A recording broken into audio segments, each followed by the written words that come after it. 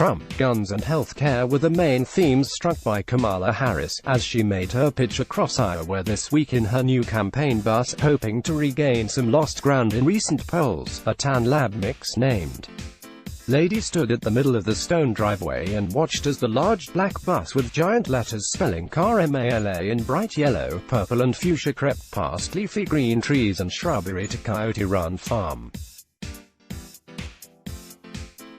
The California senator popped out in Timberland boots, a blue shirt and jeans to make a lap around the farm with the owner as a wall of photojournalists bumped and stepped on one another, trying to capture the 2020 candidate's every movement and utterance. This was day 4 of Harris's 3 a.m. agenda bus tour through the Hawkeye State, and it landed her in rural Lacona, Iowa.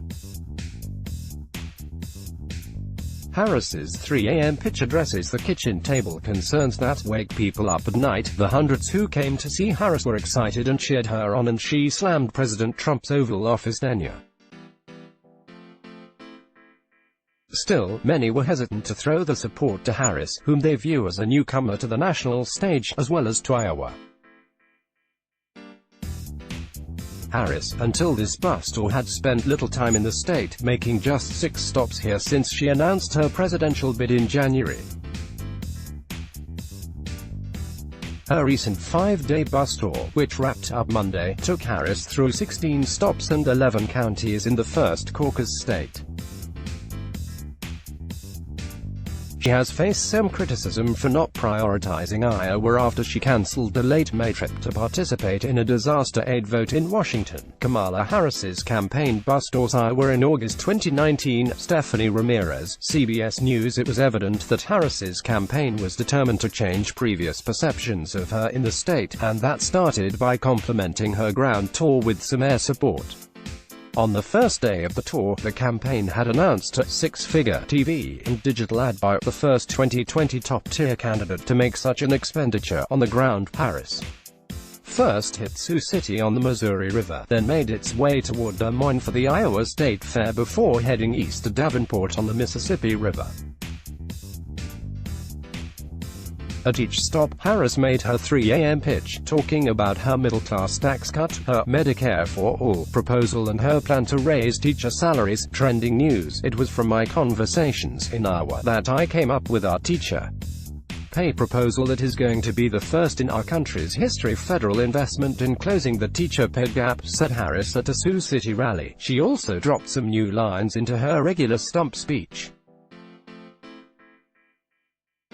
At a Saturday gun forum organized after the El Paso mass shooting, Harris told the audience, to loud applause, "People say to me, did Donald Trump cause those folks to be killed? Well, no, of course he didn't pull the trigger, but he's certainly been tweeting out the ammunition." The 2020 candidate held 4 rallies, stopped at a Storm Lake taqueria, a Des Moines Baptist church, greeted voters at the Iowa Democratic Wing Ding, and landed at the Iowa State Fair with a big endorsement from an Iowa Democratic power couple, Bob and Sue Dvorsky.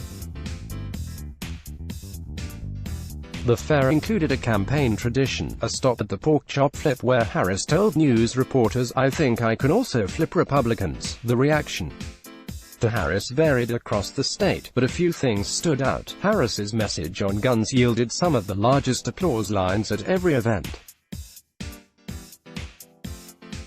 Not everyone agreed with her health care proposal, but nearly everyone who came to see the senator was shopping around less on issues and more on one measure: who can beat Donald Trump? Her health care program. "I've got a little bit of difference with that, but I'm all right with that. She's just a strong type of person that's going to take on Donald Trump, really, the type of person we need. Just like all Democrats, we want somebody that will win," said Kirk Shielhaase, a farmer, who told CBS News he's also a Biden supporter. Shielhaase said he was still enthusiastic about seeing Harris at her Thursday rally in Sioux City, Iowa. In Storm Lake, a voter who brought up health care with the senator may not have gotten the answer he was looking for. "We get our bill statements. Medicare pays about less than half for doctors, about half for other things. I mean, they pay very small portions," the voter said. Somebody else is going to pay for all them things. Harris responded, well, what part of what my plan would do is extend it so it would also cover vision, dental and hearing aids, which of course right now Medicare does not cover. But the idea is we have everybody insured. At a teacher pay roundtable in Fort Dodge, CBS News asked Carol Ernst if she had settled on voting for Harris. No, I have not, said Ernst. I'm just looking at some of the issues for me, personally. The issues that I am most concerned about are health care and gun legislation. About an hour south of Des Moines, neither guns nor health care were the focus for Loris College senior Jake Jansen. Coyote Run farm intern is passionate about climate change, and he told Harris he planned to caucus for the candidate who would make climate change the biggest priority. I don't know if I want to have kids, like, it's just that scary, said Jansen, who said he would consider a Harris but for now, climate-focused Washington Gov. Jay Inslee is his first pick. Climate change had come up at an earlier event, too.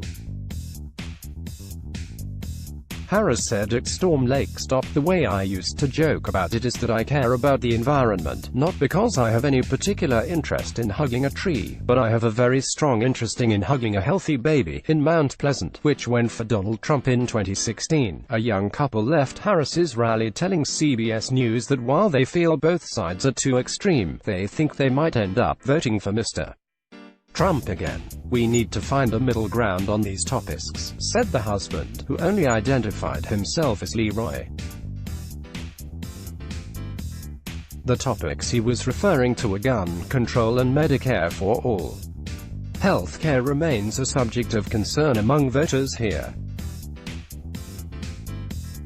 In Muscatine, Harris played bingo with a few senior citizens and was scolded by one.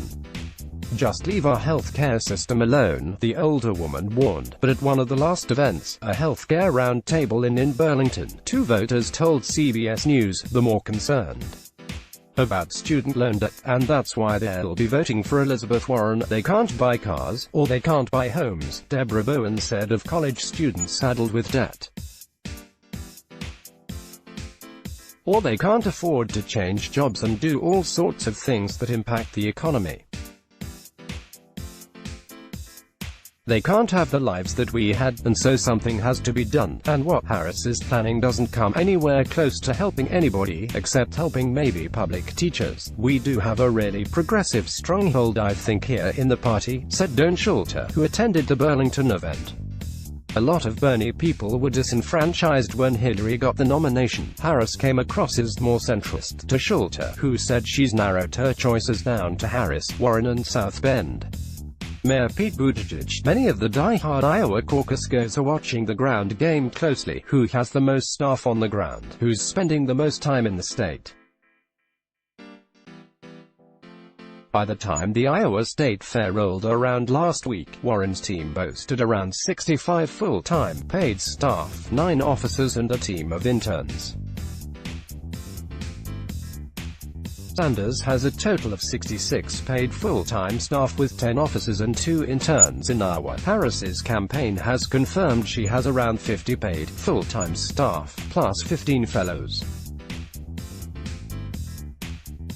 She has also 7 offices in the state, many of which opened on August 1st. While Joe Biden built what appears to be one of the largest ground games in the state, he also started much later than some of the other campaigns. Biden has 75 paid full-time staff and plans to have at least 12 offices opened by the end of the summer. During the bus tour, Harris attracted enthusiastic crowds of 300 to 400, but recent polling suggests she still has some catching up to do.